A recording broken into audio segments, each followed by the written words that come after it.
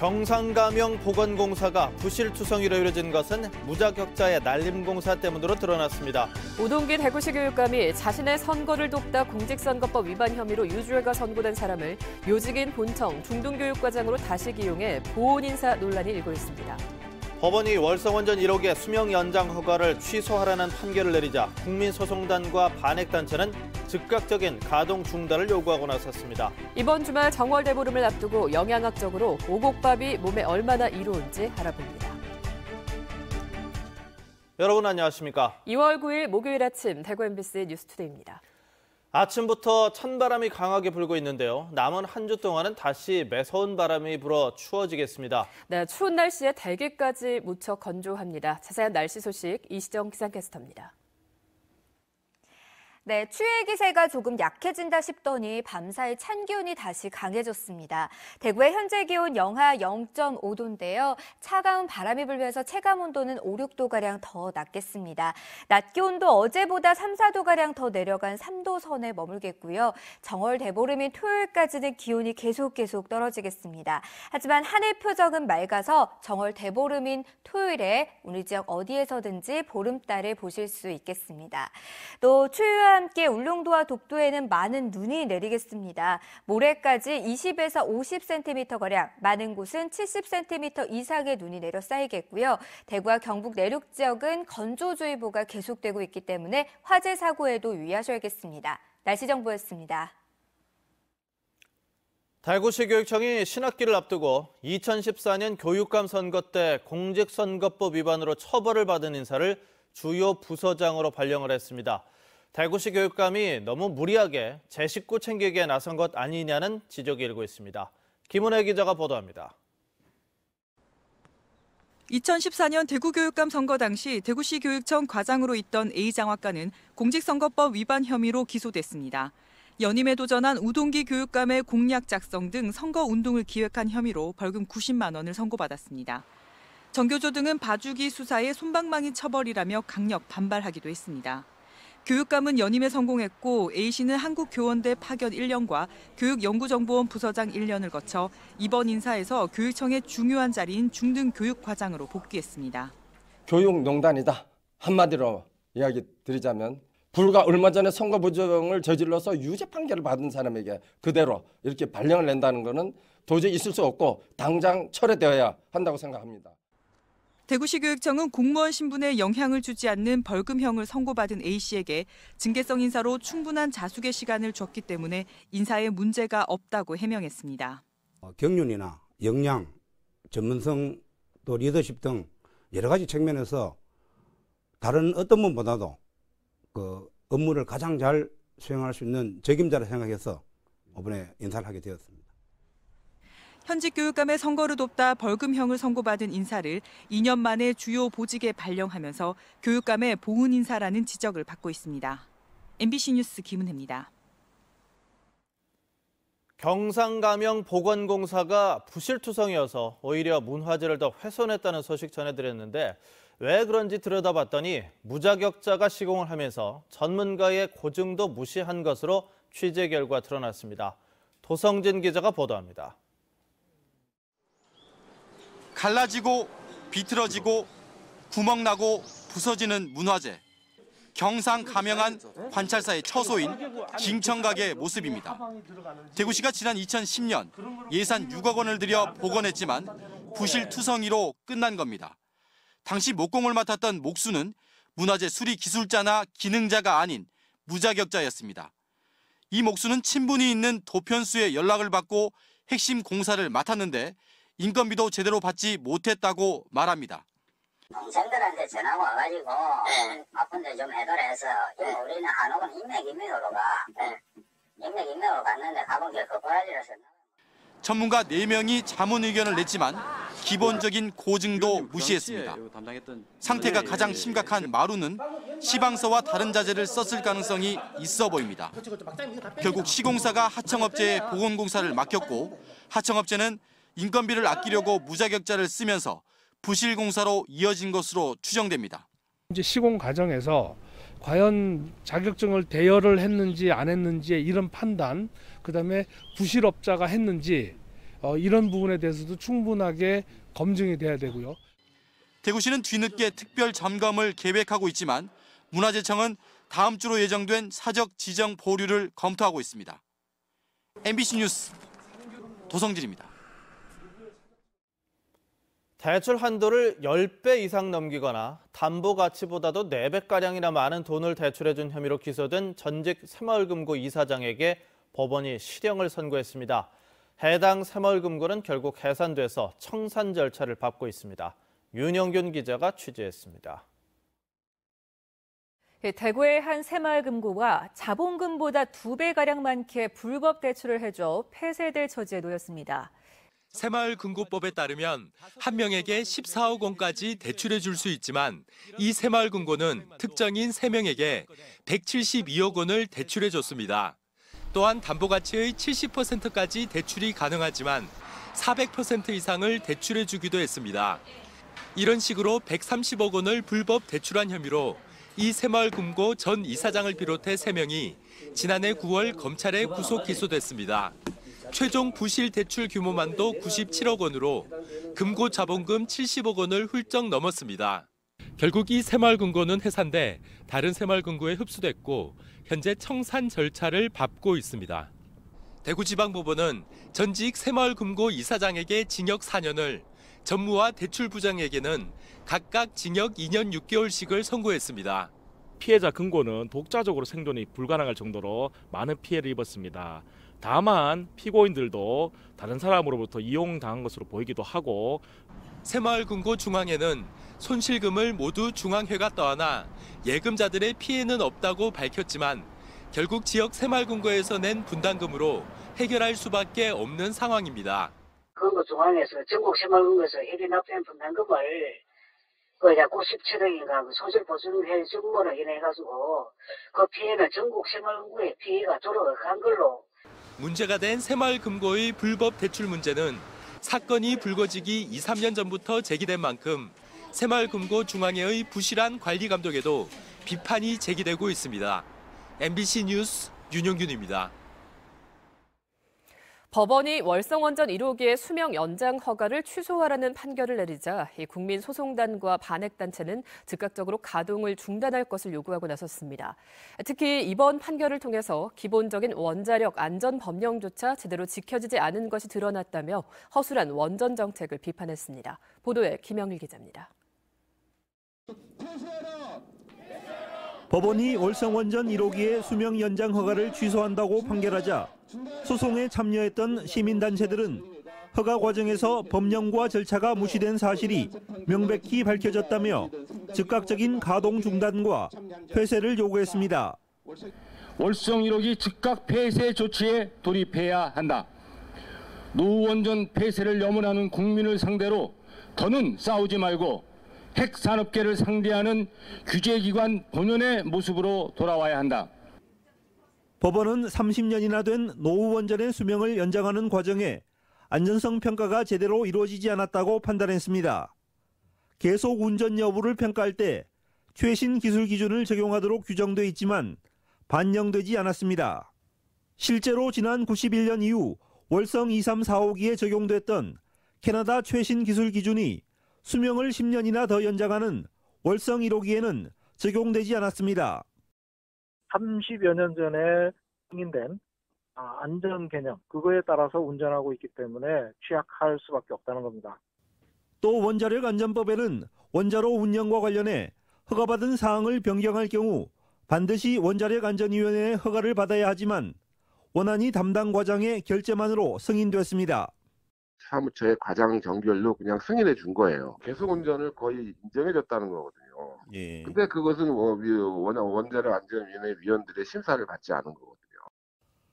이 밖에도 법원이 원전 부지 80km 이내의 거주 주민이 직접적이고 중대한 환경 피해를 입을 수 있다고 인정한 점도 앞으로 원전 관련 소송에 큰 영향을 미칠 것으로 예상됩니다. 월성 1호기의 수명 연장이 졸속으로 이루어진 사실이 법원 판결을 통해 확인된 만큼 정부 차원의 대책이 조속히 마련돼야 한다는 지적입니다. MBC 뉴스 김혁일입니다. 한국원자력환경공단은 경주 방사성 폐기물 처리장의 건설 중인 2단계 표층 처분 시설의 내진 성능을 대폭 강화하겠다고 밝혔습니다. 환경공단은 방폐장의 안전성을 높이기 위해서 건설 중인 2단계 처분 시설의 준공을 1년 늦추고 지하 점검로를 재설계해 내진 성능을 한 단계 높이겠다고 설명했습니다.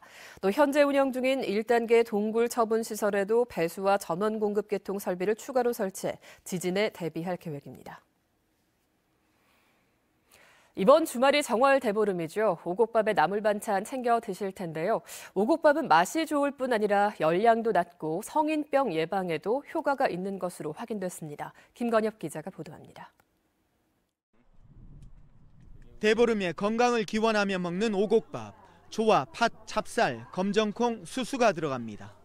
오곡밥 한 공기의 열량은 340kcal, 쌀밥보다 5분의 1이 낮은 반면 칼슘과 철분은 2.5배나 높습니다.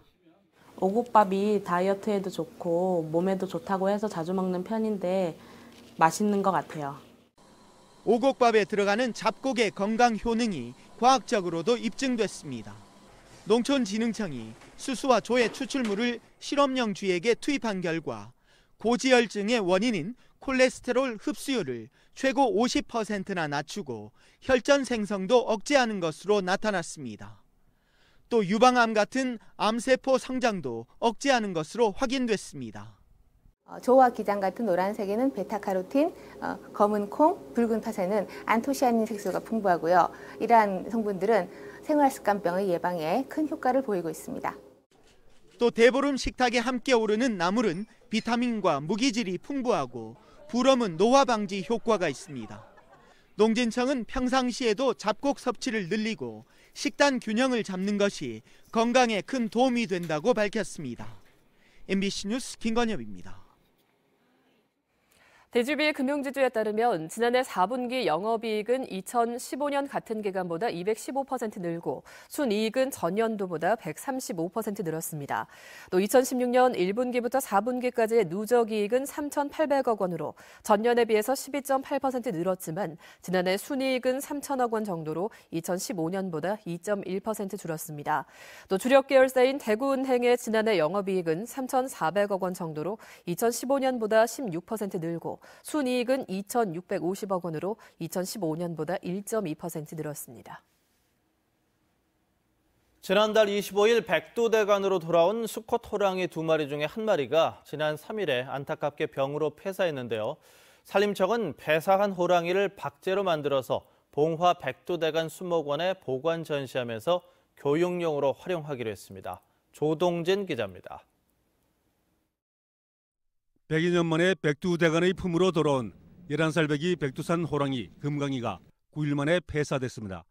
1차 부검 결과 금강이의 사인은 만성 심부전증으로 밝혀졌고 오래전부터 병을 앓았다는 진단입니다. 금강이를 사육했던 대전의 동물원 측은 만성 심부전증에 걸린 사실을 파악하지 못하고 있었습니다. 이러한 와중에 봉화까지 250km를 이동했고 스트레스가 가중되면서 폐사한 것으로 보입니다. 산림청은 폐사한 금강이의 조직을 떼어내 현재 정밀 검사를 진행하고 있으며 결과는 2주 정도 뒤에 나온다고 밝혔습니다.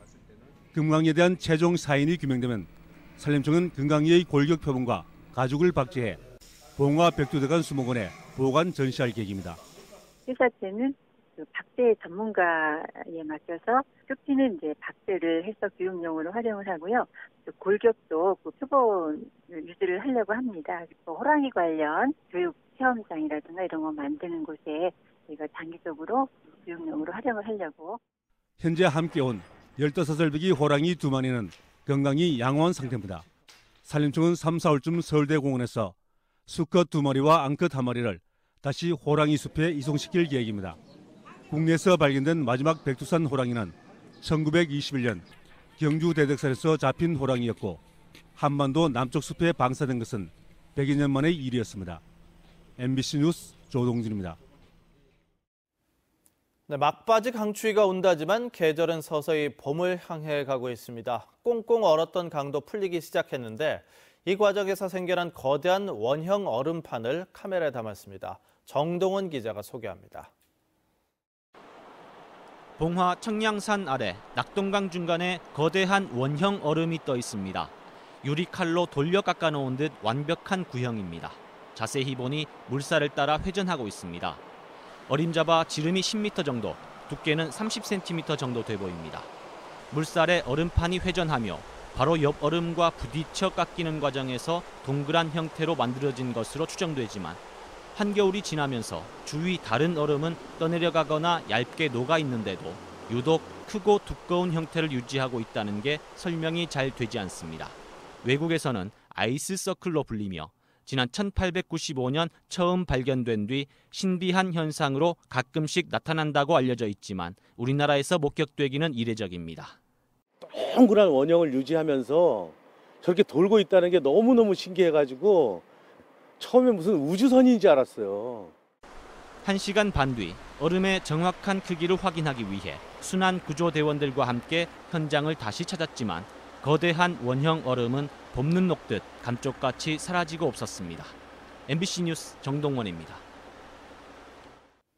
시청자 미디어재단 울산 시청자 미디어센터가 2017년도 자유학기제 맞춤형 미디어 교육 지원 사업을 본격 추진하기로 하고 오늘 17일까지 참여를 원하는 중학교에 신청을 받습니다.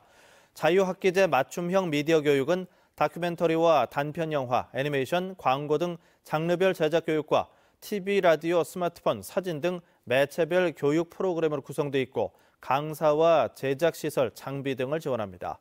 대구 경북 지역의 자유학기제 미디어 교육은 울산 시청자 미디어센터를 통해 진행되는데 오는 14일에는 사업 설명회가 열립니다.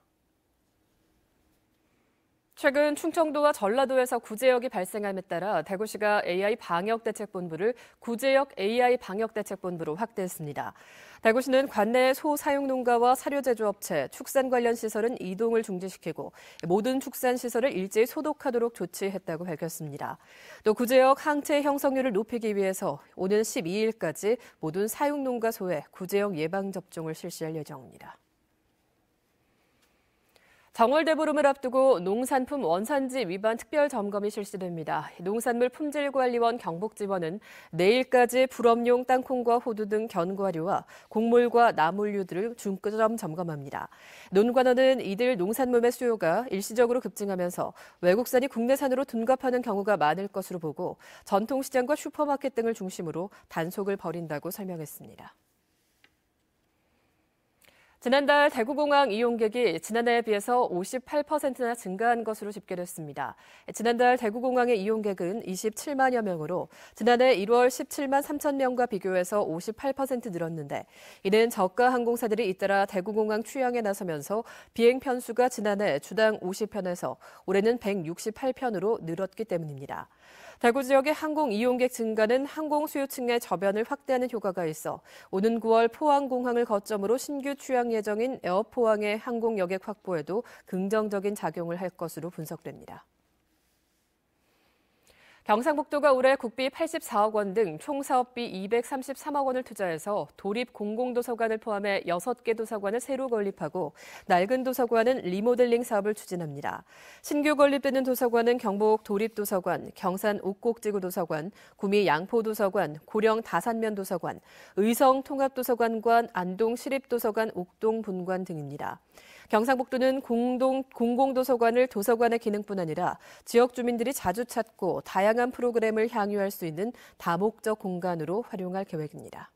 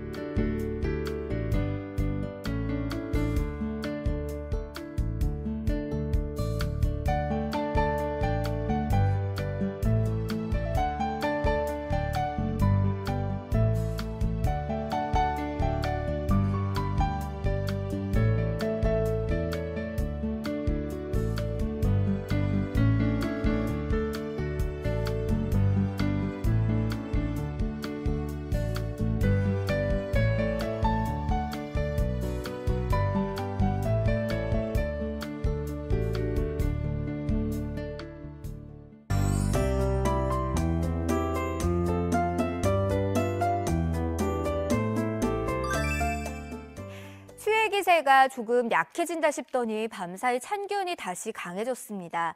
대구의 현재 기온 영하 1도인데요. 차가운 바람이 불면서 체감온도는 5, 6도가량 더 낮습니다. 또 낮 기온도 어제보다 3, 4도가량 낮은 3도 선에 머물겠고요. 정월대보름인 토요일까지는 기온이 계속 떨어지겠습니다. 그래도 하늘 표정은 맑아서 정월대보름인 당일 우리 지역 어디에서든지 보름달을 무난하게 감상하실 수 있겠습니다. 현재 우리 지역 구름 많은 날씨 보이고 있는데요. 낮부터는 차츰 맑은 하늘 드러나겠습니다. 자세한 지역별 날씨입니다. 청도의 기온은 영하 1도로 출발해 낮에는 3도 선에 머물겠습니다. 상주의 기온은 영하 2도, 구미 영하 1도로 시작하고요. 낮 기온도 3도를 밑돌겠습니다. 안동의 아침 기온은 영하 2도, 낮 기온은 2도로 어제보다 4도가량 낮겠습니다. 포항의 낮 기온은 5도 예상되고요. 울릉도와 독도는 오늘부터 토요일까지 많은 눈이 내릴 것으로 예보되면서 대설 예비특보가 내려졌습니다. 바다의 물결도 최고 5m로 매우 거세게 일겠습니다. 이번 주말까지는 계속 강추위가 이어질 것으로 전망됩니다. 날씨 정보였습니다.